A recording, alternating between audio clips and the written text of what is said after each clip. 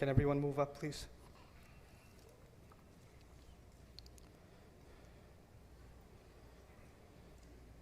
السلام عليكم ورحمة الله تعالى وبركاته.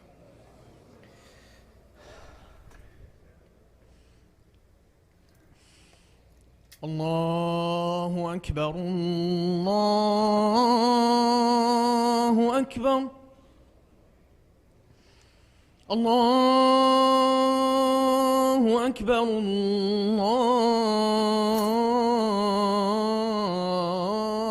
الله أكبر. أشهد أن لا إله إلا الله.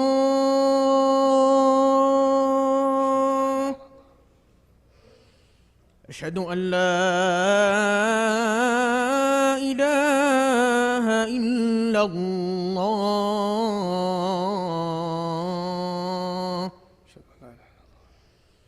أشهد أن محمدًا رسول الله.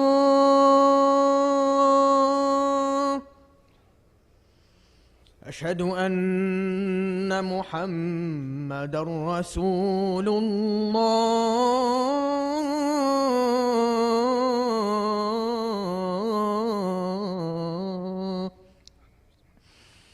حي على الصلاة.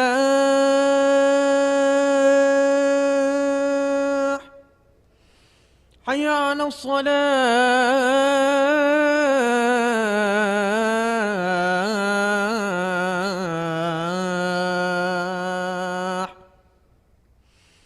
حي على الفلاح.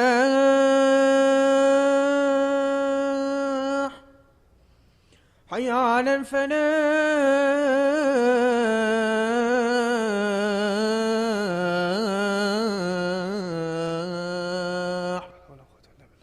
الله أكبر الله أكبر. لا إله إلا الله.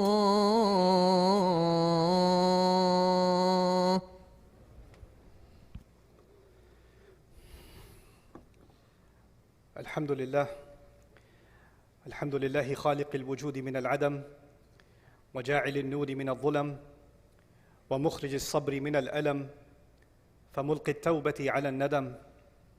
فنشكره على المصائب كما نشكره على النعم، ونصلي على رسوله الأكرم ذي الشرف الأشم والنور الأتم والكتاب المحكم، وكمال النبيين والخاتم سيد ولد آدم، الذي بشر به عيسى بن مريم ودعا لبعثته إبراهيم عليه السلام حين كان يرفع قواعد بيت الله المحرم. فصلى الله عليه وسلم وعلى أتباعه خير الأمم الذين بارك الله بهم كافة الناس العرب منهم والعجم. فالحمد لله الذي لم يتخذ ولداً ولم يكن له شريك في الملك ولم يكن له ولي من الذل وكبره تكبيراً. والحمد لله الذي أنزل على عبده الكتاب ولم يجعل له عوجاً. والحمد لله الذي نحمده ونستعينه ونستغفره ونؤمن به ونتوكل عليه، ونعوذ بالله من شرور أنفسنا ومن سيئات أعمالنا. من يهده الله فلا مضل له، ومن يضلله فلا هادي له. ونشهد أن لا إله إلا الله وحده لا شريك له، ونشهد أن محمدًا عبد الله ورسوله أرسله الله تعالى بالهدى ودين الحق ليظهره على الدين كله، وكفى بالله شهيدا.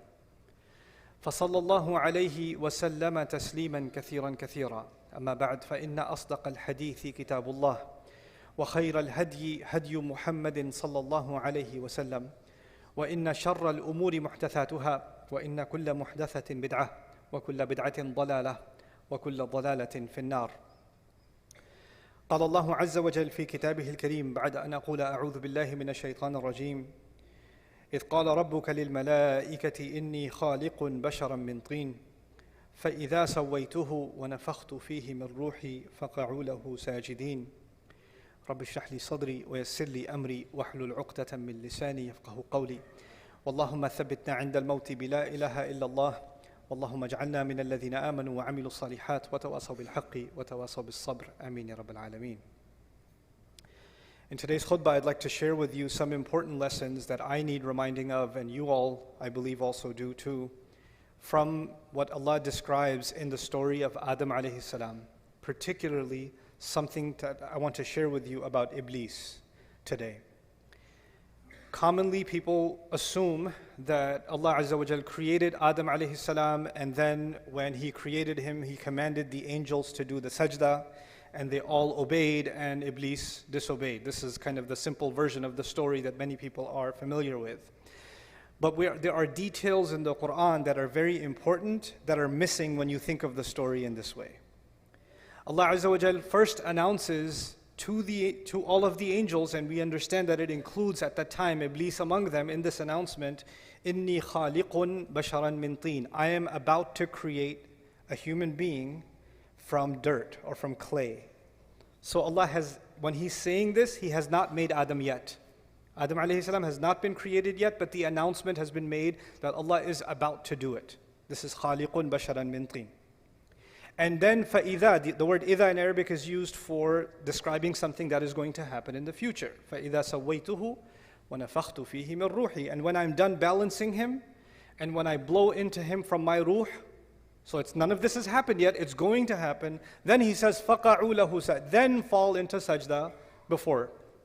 Now, there's a discussion about lam that I had with a notable scholar many years ago, and I was surprised that a few months ago he agreed with what I said about this. And I'll talk about that in a little bit, but I want you to focus first on the first piece of this conversation. Allah has described that He is about to create our Father, and He has also described the process He's going to use to create us. He says, first of all, I'm going to make him from teen. Now let's pause here for a second. We're not the only creation on this earth made from teen. In fact, all of the animals and all of the species that exist on this planet also are made from teen. So that's the common element between us and the rest of the life that exists on this planet. All of the animals and all of the insects, all of it, that's from teen. Fine. But there's something additional about this creation that He's about to make, our Father, and by extension us, that is more than just teen. There's something more than just this animal presence, this animal existence. And by the way, we have something in common with animals. Animals seek food and shelter. We go to the grocery store seeking food. We go to the restaurant seeking food. We look for shelter too. In fact, those are the two primary things that drive us to get an education and get a job or start a business. At the end of the day, it boils down to food and shelter. What's in the fridge, and whether or not you're living in a home that has proper shelter. Are the electricity bills paid? Is the water running?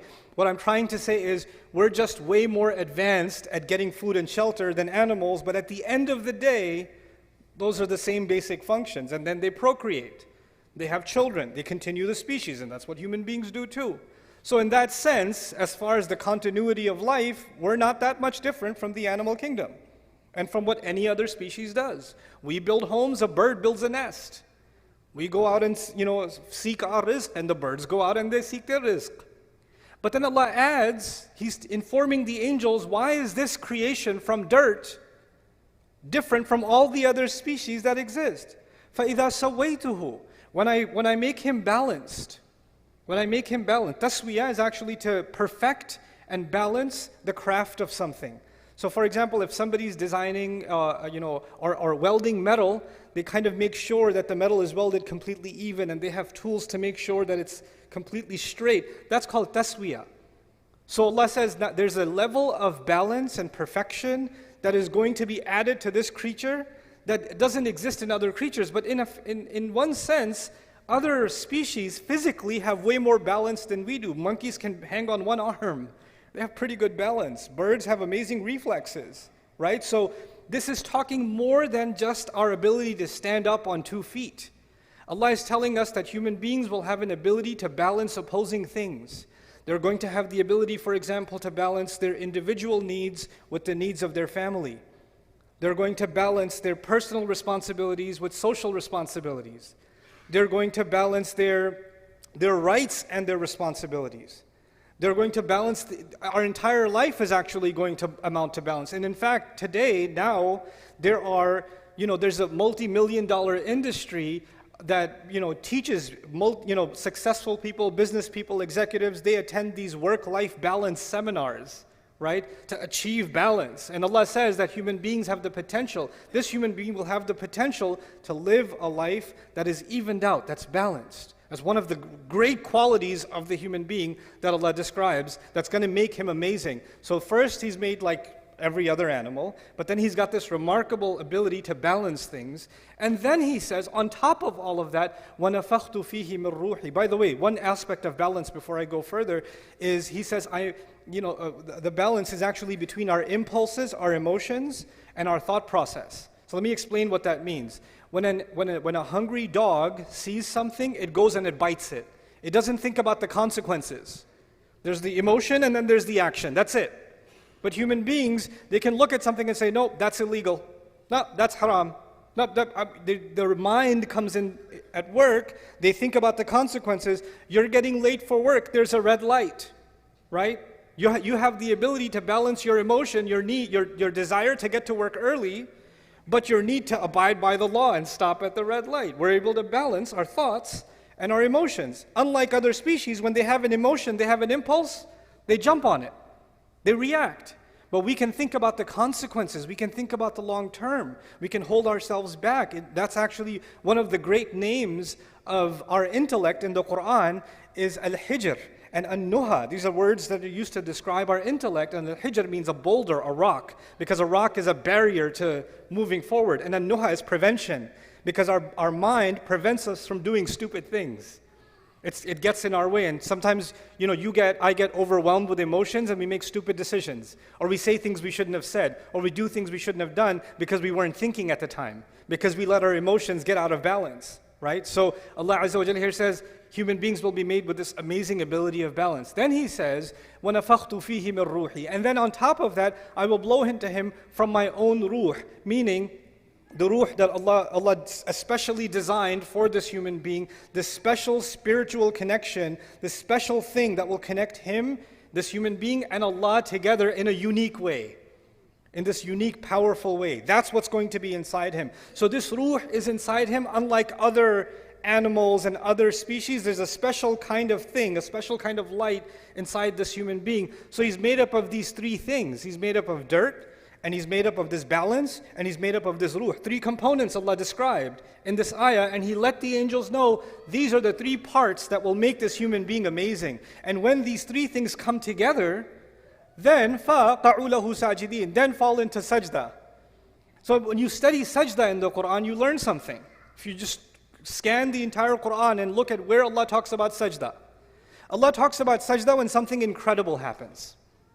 Allah talks about sajda when a miracle happens. When the sorcerers, the magicians, saw the staff of Musa turn into a snake, a giant snake, and eat whatever ma ya'fikun, whatever they had made up, they couldn't help themselves. They fell into sajda. When Christian people came to visit Rasulullah sallallahu alaihi wasallam, and they heard the Quran, تَرَى أَعْيُنَهُمْ تَفِيضُ مِنَ الدَّمْعِ, you're going to see their eyes start rolling with tears. يَخِرُّونَ لِلْأَذْقَانِ سُجَّدًا, they fall on their faces in sajda because they're so overwhelmed by the miracle of the Quran. There's even an incident in the seerah of the Prophet ﷺ where when the ayah, the kuffar were listening. The kuffar, they don't even believe in the Quran. They were listening. فَأَنذَرْتُكُمْ صَاعِقَةً مثل صاعقة عاد وثمود. When the ayah came, I warn you of a thunderbolt like the one that came to Ad and Thamud. They fell into sajda. They couldn't even help themselves. They fell into sajda. The Quran is describing over and over again when something overwhelming happens, something incredible happens that Allah does, that only Allah could do, that a human being feels so powerful, it's like their knees buckle and their pride disappears, and this thing that carries our pride falls on the face. In every culture, historically, this is the place of pride. This is why the king wears the crown here, not on the wrist. Nowadays, the status symbol is an expensive watch, or so that's on the wrist, right? But historically, what is the show of pride in every culture is what goes on the head, right? The turban goes on the head. The crown goes on the head, This is the show of where you stand. There are countries in the world today where they have certain kinds of headgear. Only the locals can wear that. If you wear that, you get in trouble. You can wear a different color. You can't wear, that's their color. That's the elite class. This is our pride. This is our sense of position in society. And you know what? All of that disappears when you recognize the power of Allah. You're overwhelmed by that, you just fall into sajda. That's what the Quran describes over and over again. And Allah is making a claim here to all of the angels. And the angels, it's important to note, the angels don't just see the seen. The angels are creatures of the unseen. So what is invisible to us, like the arsh of Allah, what is invisible to us like the jinn, what is invisible to us like the secrets of the skies. Many of them, the angels, they travel through the skies. So we can be amazed by a mountain or an ocean or a waterfall, the seen world. That amazes us. When somebody studies the universe and looks through an electron microscope, they can be amazed by the vastness of the seen universe. Can you imagine? Add to the seen universe those that have seen the unseen also. How much more amazed by what Allah does are they? And then on top of that, they get to communicate directly with Allah. Allah talks directly to the angels. They're not like us. They have direct back and forth communication with Allah. And Allah is telling them that this creature is so incredible. Of all the vast universe that He created, of all the things that He put in this remarkable seen and unseen kaun, He says this one thing is so powerful that every last one of you should be overwhelmed at what Allah has done when He created Adam. That you should fall into sajda. You should just be like in awe of this incredible miracle of Allah that deserves that all of the angels of Allah, فَسَجَدَ الْمَلَائِكَ كُلُّهُمْ أَجْمَعُونَ, all of them, all together fell into sajda. The thing is, when the staff of Musa alayhi salam incident happened, a few magicians fell into sajda. When a few people heard the Quran, a few, the disbelievers fell into sajda, or some Christians fell into sajda. You find some fall into sajda. And you find in this one incident, every angel that Allah ever created is commanded to fall into sajda. How big of a miracle, how big of a deal is the creation of Adam alayhi salam? How powerful is this creation? When you contemplate that, and again, Adam has not been created yet. This is just the announcement. Why should you be so amazed? What deserves this sajda? What warrants it? Why should they fall on their faces? Well, it's because of these three things. إِنِّي خَالِقٌ بَشَرًا مِّن طِينٍ فَإِذَا سَوَّيْتُهُ وَنَفَخْتُ فِيهِ مِّن رُوحِي. Then الفاء السببية. Therefore, or thereafter, fall into sajda. The fa could be sababiyah too. Thus you will fall into sajda before Him. So now, this announcement is made. And Iblis, we know, heard this announcement also.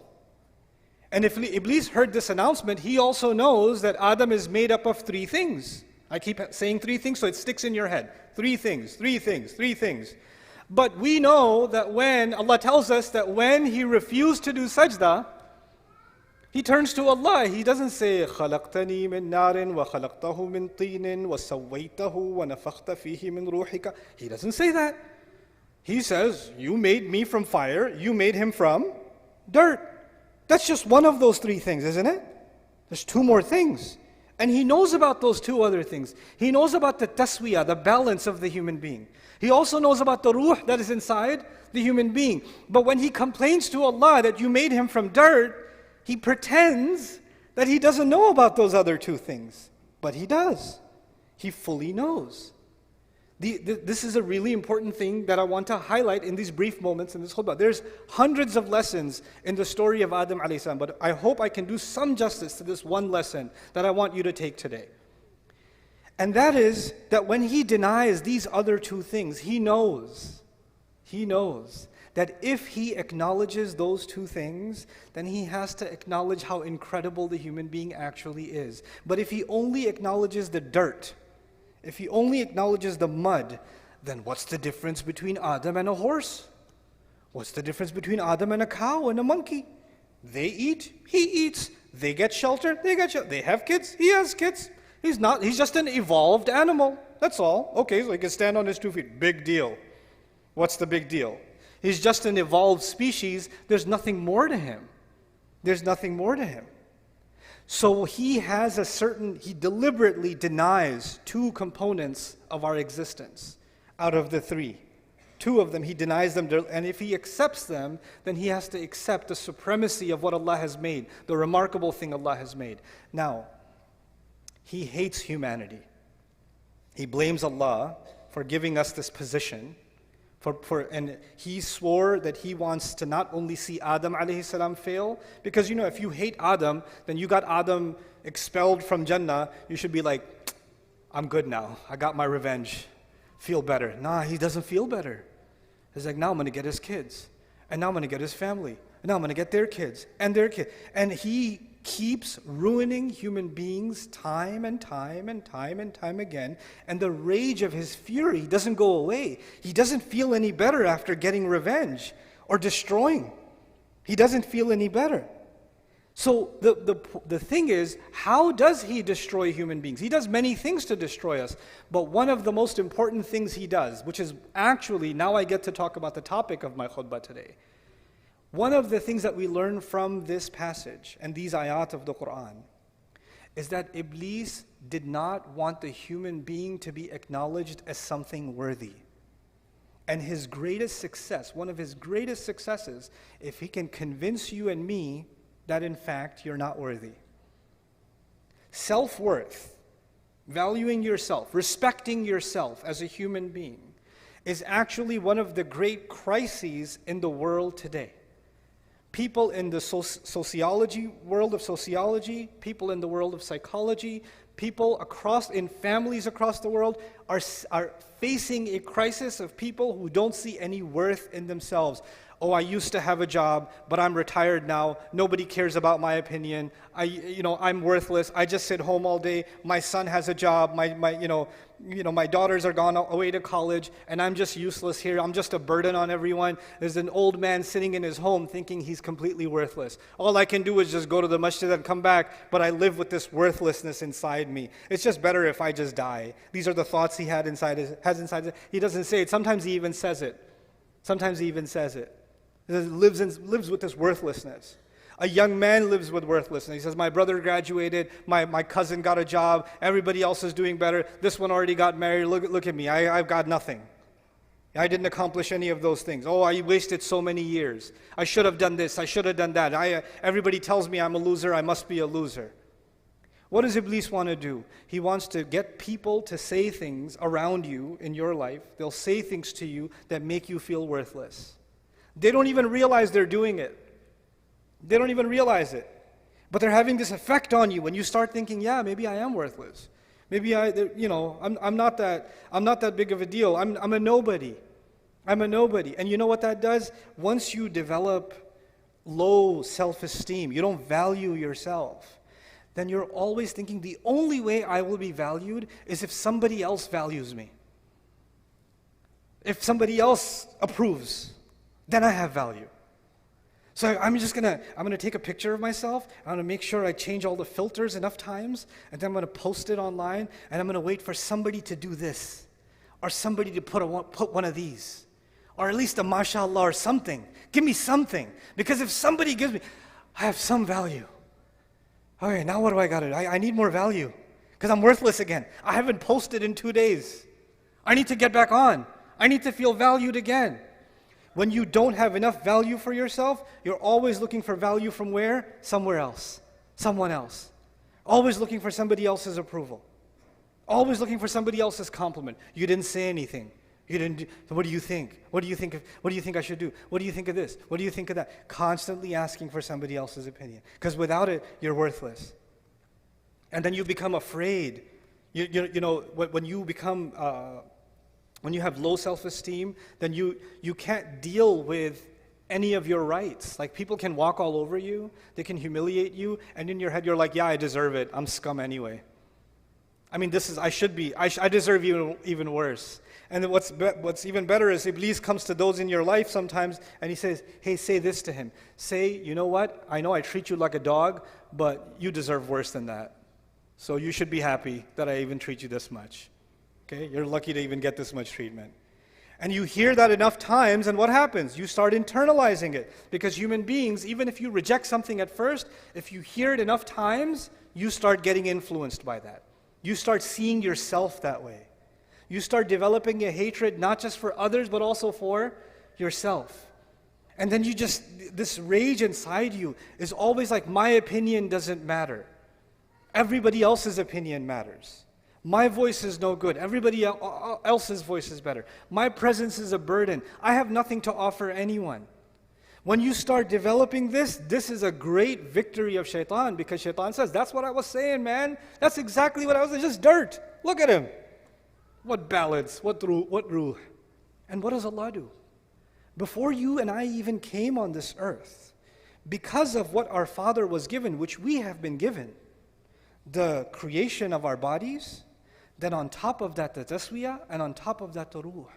He gave us an honor above all of Allah's creation, and all of Allah's creation see us as a miracle of Allah, worthy of all the angels falling into sajda, in awe of what Allah has done, in amazement at what Allah has done. So now the angels in the heavens are impressed with you, and you're not impressed with yourself. You think you're worthless. Allah says in the Quran, وَلَقَدْ كَرَّمْنَا بَنِي آدَمَ. We honored the children of Adam. We honored the children of Adam. You know what this ayah teaches me? It teaches me I don't have to look for validation from anybody else. I can look for, did I do a good job or not? I should check. Did the food come out? You shouldn't take this lesson and say, you know what? I don't need anybody else's opinion. Now, I'm going to go home and pour all the salt into the food and then cook it and say, how does it taste? Well, I don't care about your opinion because Allah has honored me. That's not what I'm saying. That's not what I'm saying at all. We do need to get correction from each other. And by the way, when you value yourself, then being criticized is not humiliation. When you truly honor yourself, when you truly realize your worthiness, then you realize that if someone is criticizing me and saying, hey, you said this incorrectly, or you need to improve this, or this could be better, then they're doing me a favor to help me improve. I don't feel like I'm being insulted, because when you have really low self-worth, then criticism feels like you're being pushed even lower down. But that feeling goes away once you have value for yourself, once you recognize Allah has given me value.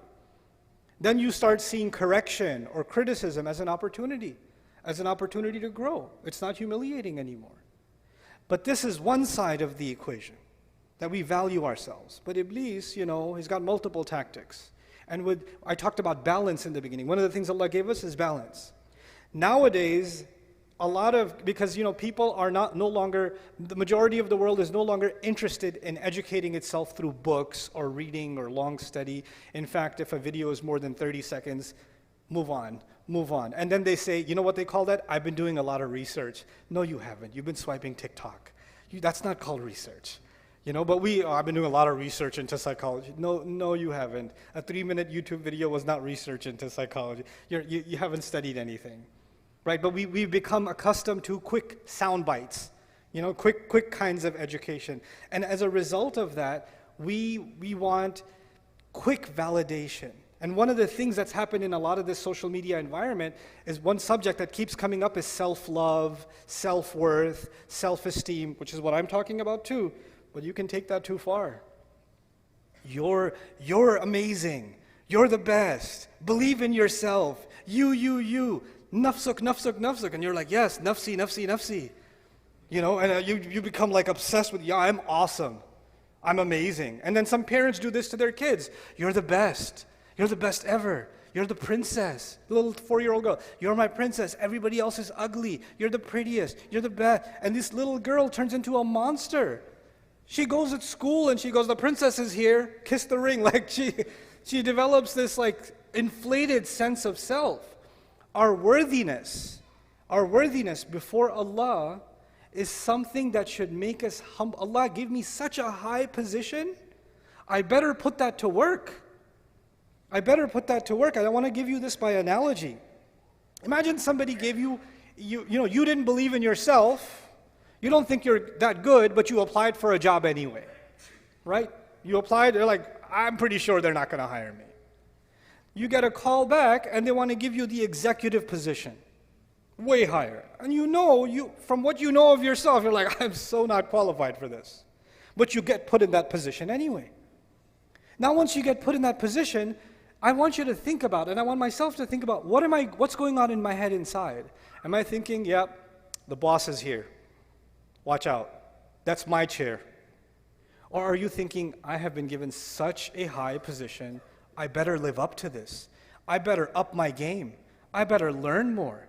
I better become more adaptive. I better, honor this role that I've been given so I can actually prove my worthiness. So the honor was given to you first, even before you got a chance to prove yourself. The healthy attitude would be, I need to live up to this. Like it or not, now I'm here, I better step up. You understand? On the flip side is someone who gets that position without having earned it, and then says, you know what else is there to do? I already got this position. Now I can look down at everybody else who doesn't have this position. Fake it till you make it, right? That's not how this works. This is actually the reality of arrogance.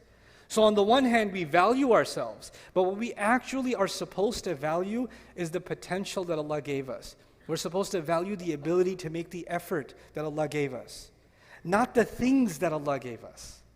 The things that Allah gave us, He can give to anybody else. And these things will come and they will go. But the only thing of value before Allah is, and before ourselves, should actually be just our efforts. وَأَلَّيْسَ لِلْإِنسَانِ إِلَّا مَا سَعَى. Human beings will have nothing of worth on Judgment Day except the efforts that they made. That's it. That's all that's going to matter. So what's this balance between confidence and humility that has to be struck? Because too much self-worth will turn into arrogance. And too much humility, then you start thinking, I'm nothing, I'm nobody. I'll give you an example of this that I saw in the Islamic space. I was at a university many years ago. There were almost no Muslims in the university. 5 or 6 young men that are Muslim students in the university, right? And there's no masjid for like 100 miles. So they've got to make Jumu'ah by themselves, these 5 young guys, right? And one of them is a Hafiz Quran.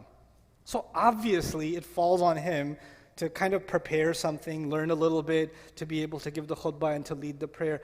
And he won't do it. He won't do it. And then you go to him and say, hey, why won't you give the khutbah? Akhi, I am nothing. I'm just a faqir.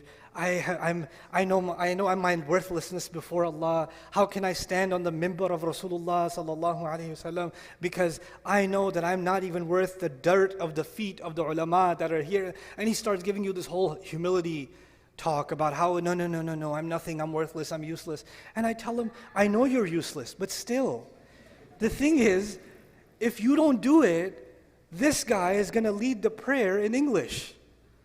He's going to say, oh, God is great. And then that's what he's going to. So you know what? You kind of have to step up, bro. You got to step up. You've been put in a certain position. This is not about arrogance. You're confusing the need for confidence with arrogance. This is a time to show confidence. But too much confidence, now if you imagine he starts giving the khutbah, but then there's somebody else that comes along and says, hey, this week we have a scholar. Oh, why is he taking my spot? I like my spot. Why you got to take my spot for? Can't you give him like Saturday khutbah or something? I don't know. Is there an alternative? Because I'm kind of used to having the main stage, right? So now there's arrogance. So there's this balance between confidence and humility that has to be struck. And that's what Allah Azza wa Jal defined as one of the most amazing qualities that human beings have, that Allah gave inside of us. There's this spiritual and there's this material. There's this confidence and there's this humility, and they both coexist. There's taswiyah all the time. And it's remarkable, right, that on the one hand Allah mentioned dirt, and on the other hand Allah mentioned the ruh, the two opposites, and in between them He mentioned balance.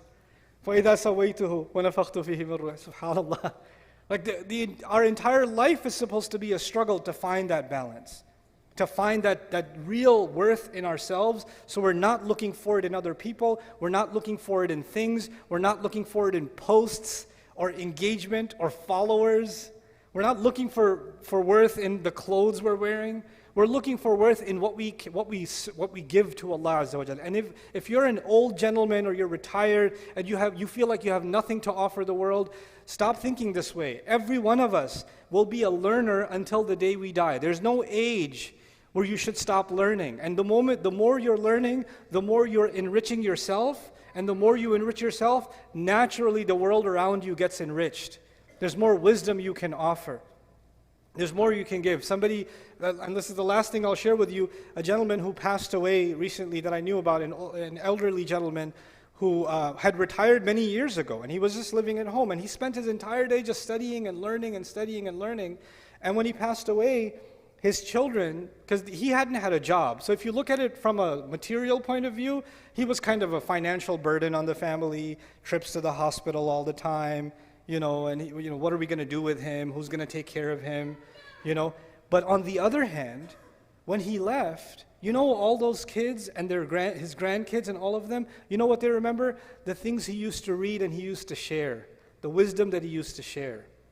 And that those little bits of wisdom, you don't know, they might change that grandson's life.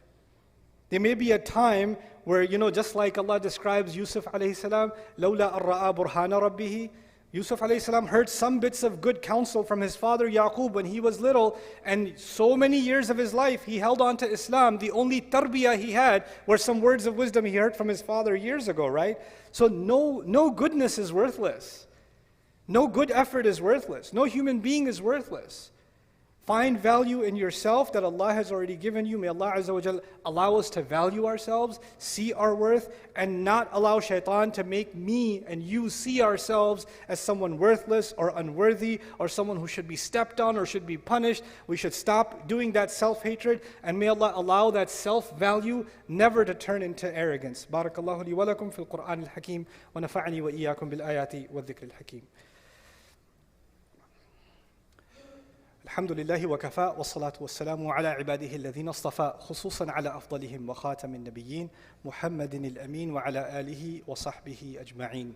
قال الله عز وجل في كتابه الكريم بعد أن أقول أعوذ بالله من الشيطان الرجيم إن الله وملائكته يصلون على النبي يا أيها الذين آمنوا عليه وسلموا تسليما. اللهم صل على محمد وعلى آل محمد كما صليت على إبراهيم وعلى آل إبراهيم في العالمين إنك حميد مجيد. اللهم بارك على محمد وعلى آل محمد كما باركت على إبراهيم وعلى آل إبراهيم في العالمين إنك حميد مجيد. عباد الله رحمكم الله، اتقوا الله، إن الله يأمر بالعدل والإحسان وإيتاء ذي القربى وينهى عن الفحشاء والمنكر ولذكر الله أكبر والله يعلم ما تصنعون. أقم الصلاة إن الصلاة كانت على المؤمنين كتابا موقوتا.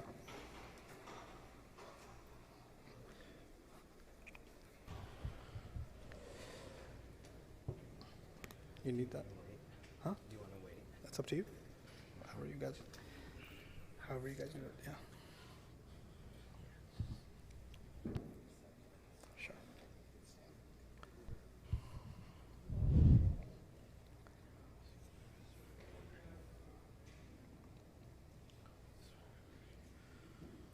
الله أكبر الله أكبر أشهد أن لا إله إلا الله أشهد أن محمد رسول الله حي على الصلاة حي على الفلاح قد قامت الصلاة قد قامت الصلاة الله أكبر الله أكبر لا إله إلا الله.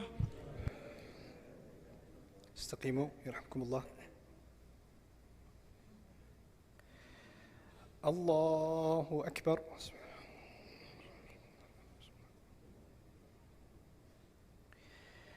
الحمد لله رب العالمين الرحمن الرحيم مالك يوم الدين إياك نعبد وإياك نستعين اهدنا الصراط المستقيم صراط الذين أنعمت عليهم غير المغضوب عليهم ولا الضالين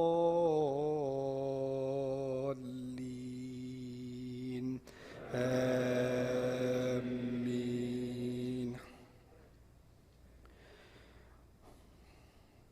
والسماء بنيناها بأيد وإنا لموسعون والأرض فرشناها فنعم الماهدون ومن كل شيء خلقنا زوجين لعلكم تذكرون ففروا إلى الله إني لكم منه نذير مبين ولا تجعلوا مع الله إلها آخر إني لكم منه نذير مبين كذلك ما أتى الذين من قبلهم من رسول إلا قالوا ساحر أو مجنون أتواصوا به بل هم قوم طاغون فتول عنهم فما أنت بملوم وذكر فإن الذكرى تنفع المؤمنين. الله أكبر.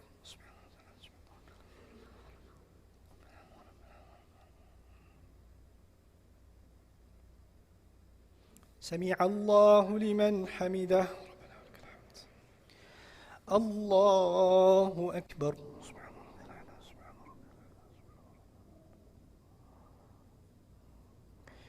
الله أكبر. الله أكبر.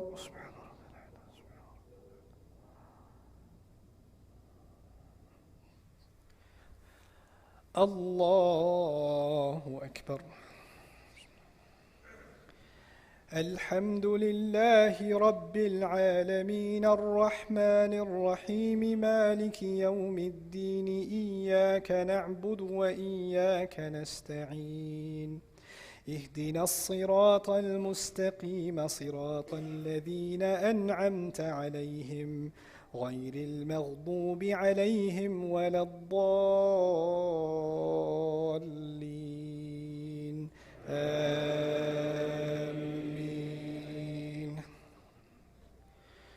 وما خلقت الجن والإنس إلا ليعبدون ما أريد منهم من رزق وما أريد أن يطعمون إن الله هو الرزاق ذو القوة المتين فإن للذين ظلموا ذنوبا مثل ذنوب أصحابهم فلا يستعجلون فويل للذين كفروا من يومهم الذي يوعدون. الله أكبر.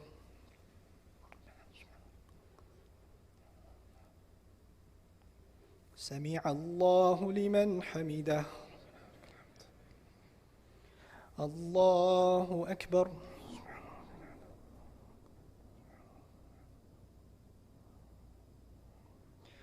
الله أكبر. الله أكبر.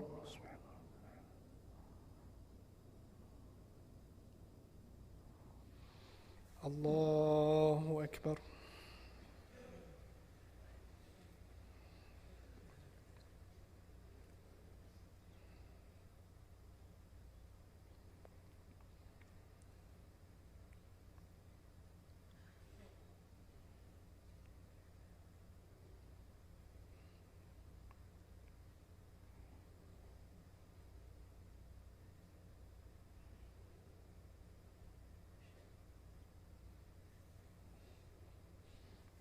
السلام عليكم ورحمة الله. السلام عليكم ورحمة الله.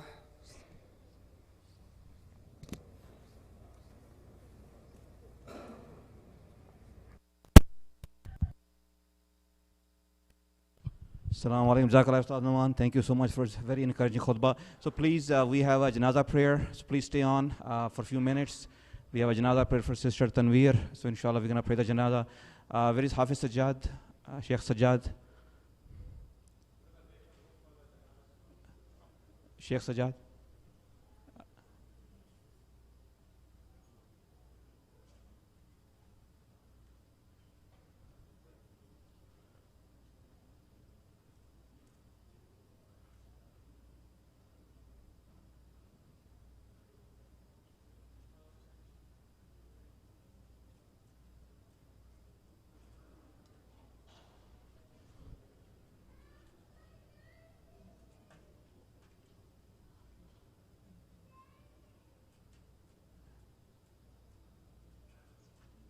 Samir, can you check if Sheikh Sajjad is here?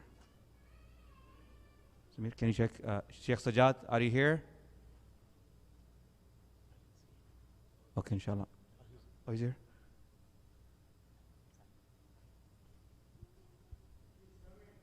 Okay, inshallah. We'll wait. Just inshallah.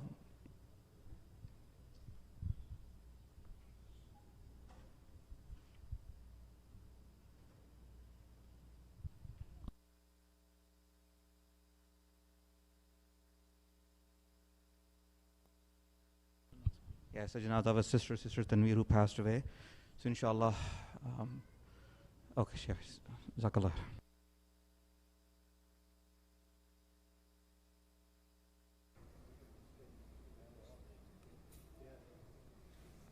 You can come up front.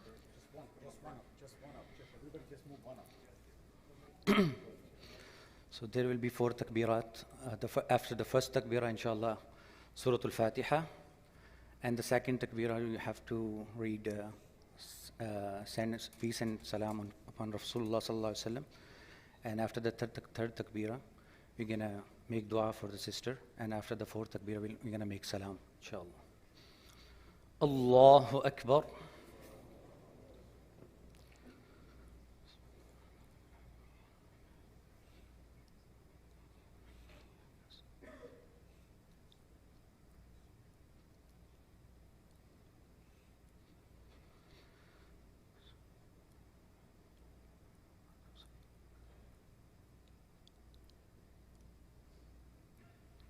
Allahu Akbar.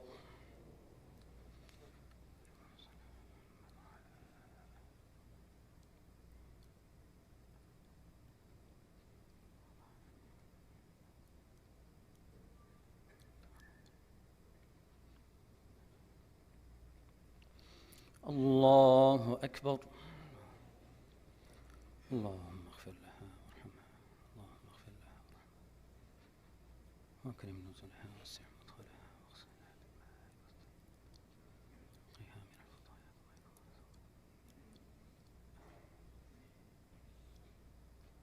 خلها جنة اللهم اغفر لحينا وميتنا وصغيرنا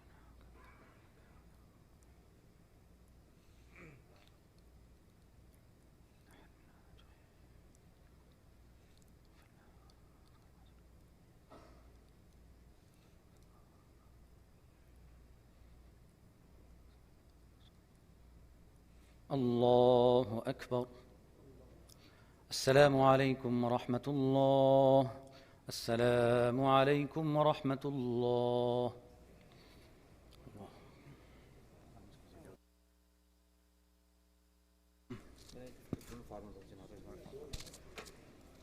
So Mayyat is going to be, we are taking her to Farmer Wills, inshallah.